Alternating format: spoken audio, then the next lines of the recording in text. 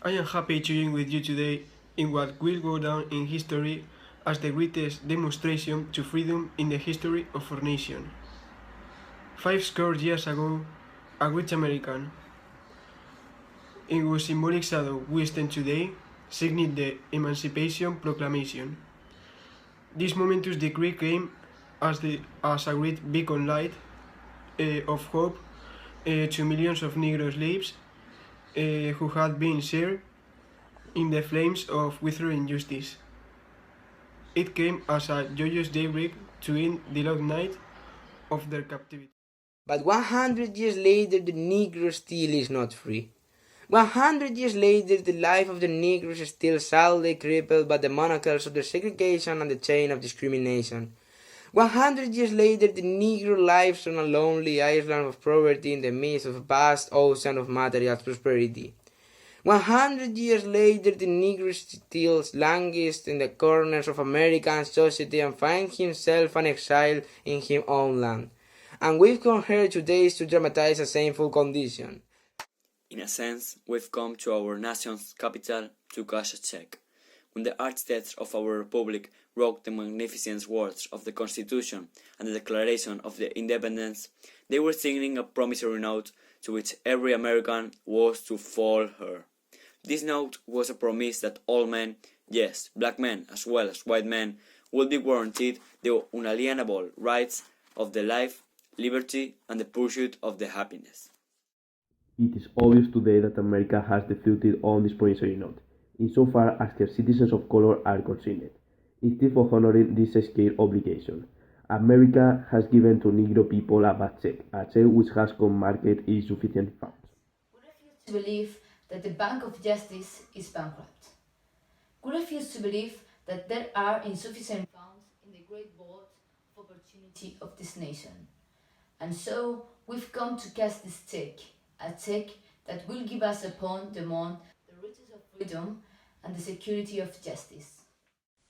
We have also come to this allotted spot to remind to America of the few certainty of now. This is no time to engage in the luxury of cooling offer to take, the tranquilizing drug of gradualism. Now is the time to make real the promises of democracy. Now is the time to rise from the dark and desolate valley of segregation to the sunlit path of racial justice. It is the time to lift our nation from the quicksands of racial injustice to the solid rock of brotherhood. Now is the time to make justice a reality for all of God's children. It would be fatal for the nation to overlook the urgency of the moment. This sweltering summer of the Negro's legitimate discontent will not pass until there is an invigorating autumn of freedom and equality. This is to see is not an end but a beginning, and those who hope that the Negro needed to blow off steam and will now be content will have a rude awakening if the nation returns to business as usual, and there will be neither rest nor tranquility in America until the Negro is guaranteed his citizenship rights. The marvelous new militancy which has engulfed the Negro community must not lead us to a distrust of all white people. For many of our white brothers, as evidenced by their presence here today, they have come to realize that their destiny is tied up with our destiny, and they have come to realize that their freedom is inextricably bound to our freedom. We cannot walk alone, and as we walk, we must make the pledge that we shall always march ahead. We cannot turn back. There are those who are asking the votes of civil rights. When will you be satisfied? We can never be satisfied as long as the Negro is the victim of the unspeakable horrors of police brutality. We can never be satisfied as long as our bodies, heavy with the fatigue of travel, cannot gain lodging in the motels of the highways and the hotels of the cities. We cannot be satisfied as long as the Negro's basic mobility is from a smaller ghetto to a larger one. We can never be satisfied as long as our children are stripped of their selfhood and robbed of their dignity by a saint stating, for whites only. We can Not be satisfied as long as a Negro in Mississippi cannot vote and a Negro in New York believes he has nothing for which to vote. No, no, we are not satisfied, and we will not be satisfied until it rolls down like waters and rises snakes like a midstream. I am not unmindful that some of you have come out of great trials and tribulations. Some of you have come fresh from narrow jail cells, and some of you have come from areas where you quest for freedom leave you battered by the storms of the persecution and starched by the winds of the police brutality. You have been the veterans of creative suffering. Continue to work with the faith that a near suffering is redemptive.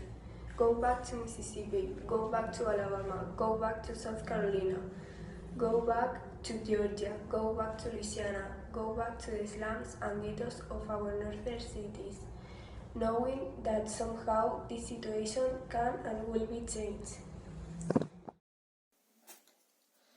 Let us not wallow in the valley of despair.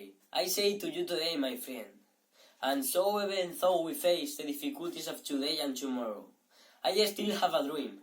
It is a dream deeply rooted in the American dream. I have a dream that one day this nation will rise up and live out the true meaning of its creed. We hold these truths to be self-evident, that all men are created equal. I have a dream that one day on the red hills of Georgia, the sons of former slaves and the sons of former slaves owners will be able to sit down together at the table of brotherhood. I have a dream that one day, even the state of Mississippi, a state sweltering with the heat of injustice, sweltering with the heat of oppression, will be transformed into an oasis of peace and freedom. Dream that my four little children will one day live in a nation where they not be judged by the color of their skin, but by the content of their character. I have a dream today.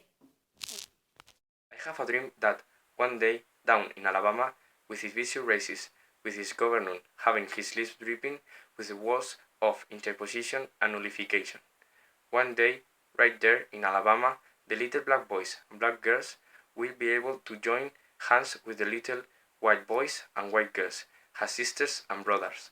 I have a dream today. I have a dream that one day every valley shall be exalted, and every hill and mountain shall be made low. The rough places will be made plain, and the crooked places will be made straight. And the glory of the Lord shall be revealed, and all flesh shall see it together. This is our hope, and this is the faith that I go back to the south with. And this will be the day. This will be the day when all of God's children will be able to sing with new meaning. My country 'tis of thee, sweet land of liberty, of thee I see. Land where my fathers died, land of the pilgrim's pride. From every mountainside, let freedom ring. And if America is to be a great nation, this must become true.